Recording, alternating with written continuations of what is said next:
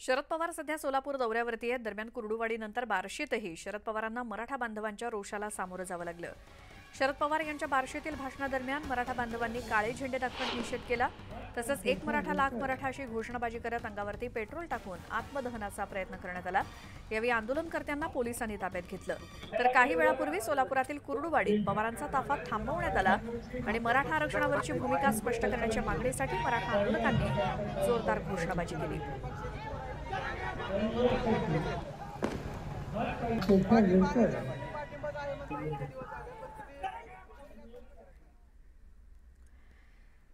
खासदार सुप्रिया सुळे यांचा phone hack झालाय। फोनमधील व्हॉट्सअप हे ॲप्लिकेशन हॅक झाल्याची माहिती स्वतः सुप्रिया सुळेंनी ट्विट करून दिली। याबाबत पोलिसात तक्रार केलेली आहे। कुणी मला मेसेज किंवा फोन करू नका असं आवाहन सुप्रिया सुळेंनी केलंय। या संदर्भात खासदार सुप्रिया सुळेंनी केलेलं ट्विट पाहूयात। अत्यंत महत्त्वाचं, माझा फोन आणि व्हॉट्सअप हॅक झालाय, कुणी मला मेसेज किंवा फोन करू नये। याबाबत मी पोलीस तक्रार करत आहे, कृपया याची नोंद घ्यावी। सुप्रिया सुळे यांचं हे ट्विट फोन हॅक झाल्यानंतर।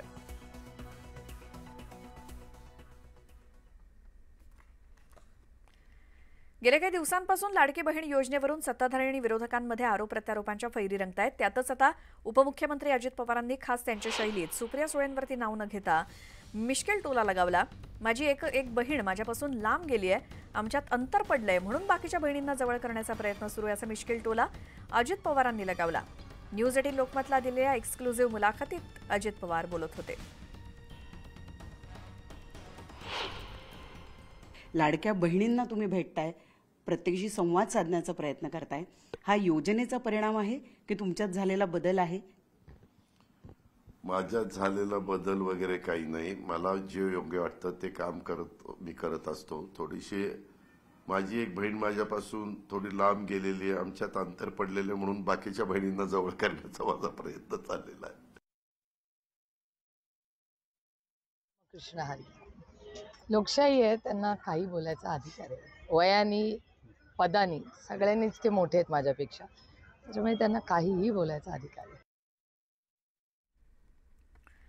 खासदार नरेश म्हस्के यांनी एक मोठा दावा केलाय। ठाण्याचे ठाकरे गटाचे उमेदवार लोकसभा निवडणुकीमध्ये आमचं दार ठोठावत होते असा दावा त्यांनी केला आणि ते शिवसेनेच्या संपर्कात होते असं म्हस्के म्हणाले।